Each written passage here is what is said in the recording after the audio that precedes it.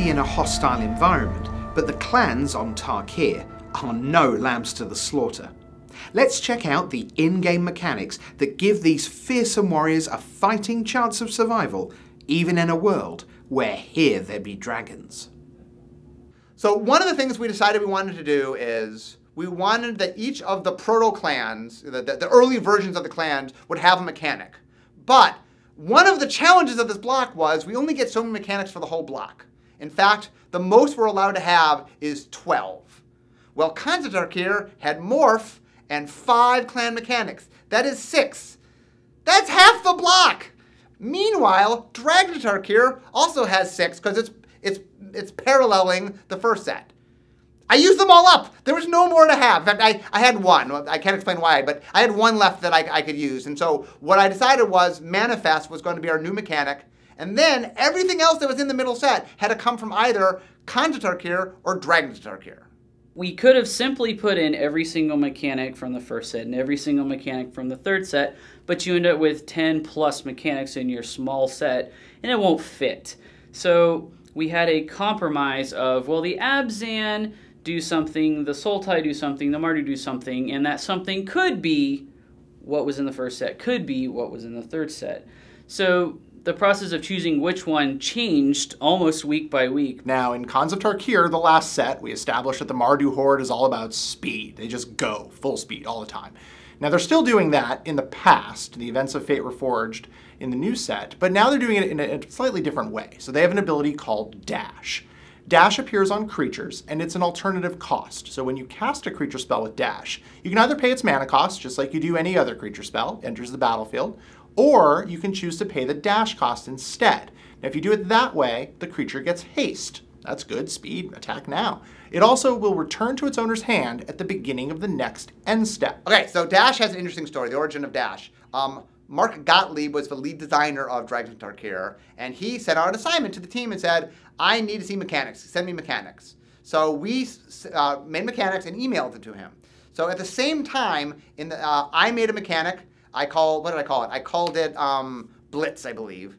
Sam Stoddard also made a mechanic, and when we looked at it, we'd made the exact same mechanic. So who designed Dash? I designed Dash, and Sam designed Dash completely independently at the exact same time.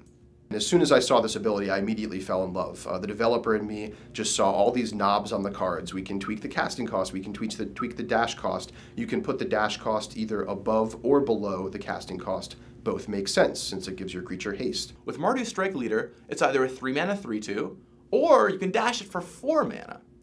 But the thing you want to realize is when it attacks, it gives you a token right away. So the best thing to do, of course, is to use the dash ability to get him in there, give him haste, send him in, get the trigger to get your warrior token, and then pick him back up again before your opponent has a chance to cast any spells that might kill him. Then you wait for the right moment, and you get him back down in there and do it again. Normally you're not expecting half the creatures in your opponent's deck to have haste.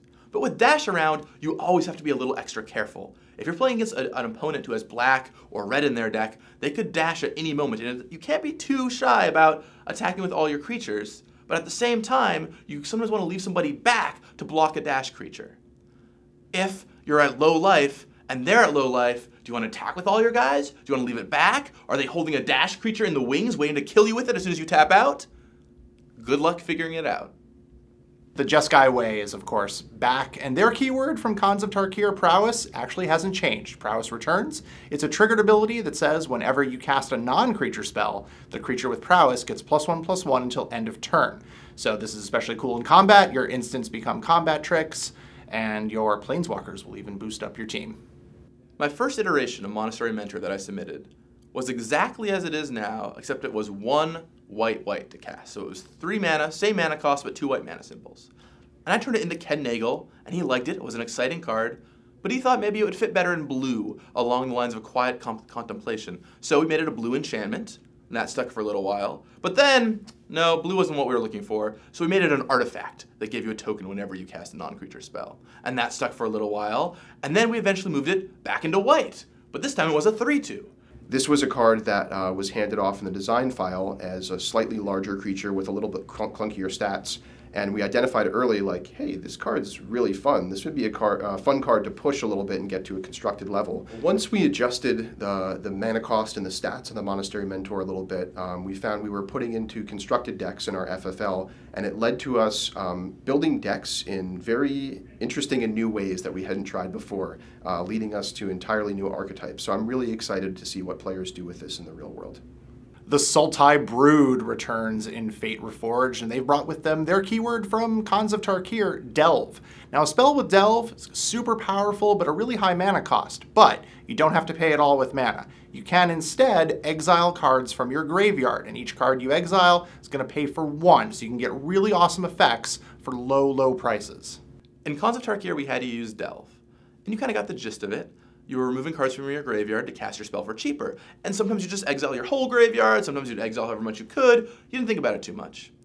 But in Fate Reforged, you have to think about it a little more. A card like Soulflayer, for example, wants you to exile very specific cards from your graveyard. It picks up the keyword abilities of creatures that you exile to it. So maybe when you're delving early, you don't want to get rid of your creatures because you want to save those for your Soulflayer. So there's that whole new level of the graveyard you can manage with your delve cards. Temporal Trespass is a card that's worried me a bit of late. As we're recording this, Dig Through Time, the Delve Ancestral Recall, is tearing up every format that it appears in. I'm a little nervous about it. And we've got this Delve Time Walk coming up soon, so hopefully it won't be horribly broken. Find out. Give it a try. See if you can break it. The Temur Frontier are all about savagery, just large creatures dominating the landscape. Now, their mechanic from Khans of Tarkir actually returns in Fate Reforged, and that's Ferocious. Ferocious is an ability word, so it doesn't have any rules meaning by itself, but it appears with abilities that care whether you control a creature with power 4 or greater. Now, it does this in a variety of ways. Sometimes they're activated abilities, sometimes they're triggered abilities, so read each card with a Ferocious ability closely so you know what it does.